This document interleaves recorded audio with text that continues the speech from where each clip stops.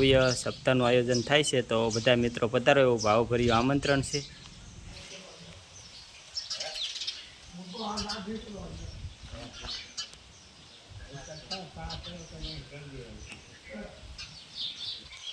અહીંયા સરસ મજાનું તેજ બનાવેલું છે સપ્તાહ માટે, અને સપ્તાહ પણ વનમાં બેઠેલી હોય એવું લાગે તમને. જો કેવું પ્રસાદીમાં શાની પ્રસાદી જે કહીએ, આમાં આપણે આશ્રમ આવ્યા એટલે પ્રસાદી જ કહેવાય.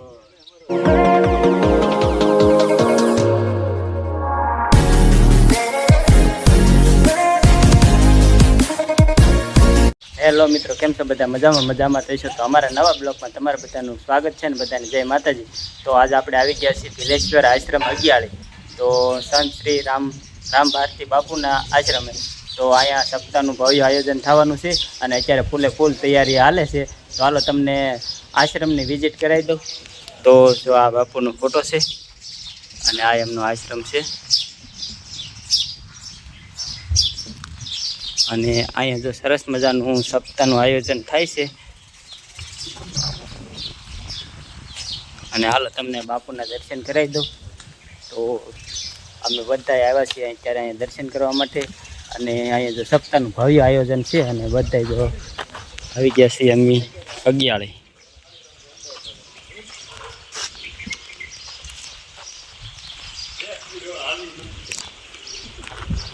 જય સિયારામ બાપુ. તો આપણે અત્યારે અહીંયા અગિયાળી આવી ગયા છીએ, ભીલેશ્વર આશ્રમ. તો અહીંયા જો ભવ્ય સપ્તાહનું આયોજન થઈ રહ્યું છે. શું કહેવા મનસુખભાઈ? આજ નીકળી ગયા શું કહેવાય, આ તો અગિયાળી છે, રણોસરા સપ્તાહમાં બાપુને એન્જોય કરવા. હા, રઘુભાઈ કઈ એન્જોય કરવા દેતા ન, એવું છે. પાર્ટી બદલાવી પડશે, એવું છે. સારું, હાલો તમને આશ્રમની આખી વિઝિટ કરાવી દઉં. આ વિડીયોમાં બન્યા રહેજો. ભીલેશ્વર આશ્રમ અગિયાળી, ભજન ભરોસે રહેજો. અને અહીંયા ભવ્ય સપ્તાહનું આયોજન થાય છે, તો બધા મિત્રો પધારો એવું ભાવભર્યું આમંત્રણ છે. અને જો અત્યારે ફૂલ તૈયારી સપ્તાહની હાલી રહી છે એવું છે.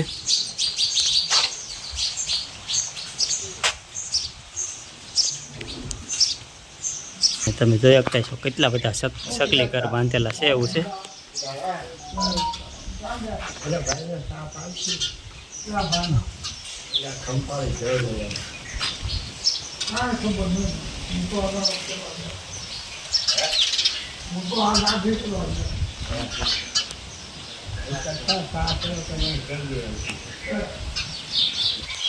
અહીંયા સરસ મજાનું તેજ બનાવેલું છે સપ્તાહ માટે, અને સપ્તાહ પણ વનમાં બેઠેલી હોય એવું લાગે તમને. જો કેવું મસ્ત આયોજન ગોઠવેલું છે વનની અંદર. જો આંબા છે, ચીકુડી છે, લીંબુડી છે, એવું બધું અલગ અલગ છે. અને ત્યાં જો અહીંયા મસ્ત મજાનું આમાં સપ્તાહનું આયોજન છે, અને ફૂલ તૈયારી થઈ ગઈ છે એવું છે.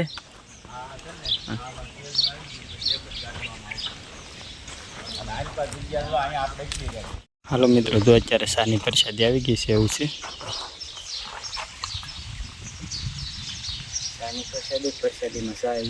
હા, પ્રસાદીમાં શાની પ્રસાદી જે કહીએ, આમાં આપણે આશ્રમ આવ્યા એટલે પ્રસાદી જ કહેવાય. સારું, હાલો આપણે પ્રસાદી લઈ લઈ પછી તમને મળીએ. હાલો મિત્રો, તો જો આપણે દર્શન કરીને લઈ આવ્યા છીએ, અને હવે જઈએ છીએ ઘરે. તો વિડીયો ગમે તો લાઈક કરજો, શેર કરજો. ચેનલ ઉપર પહેલી વાર હોય તો સબસ્ક્રાઈબ કરી લેજો. મળશું નવા બ્લોગ સાથે. જય માતાજી, બાપા સીતારામ.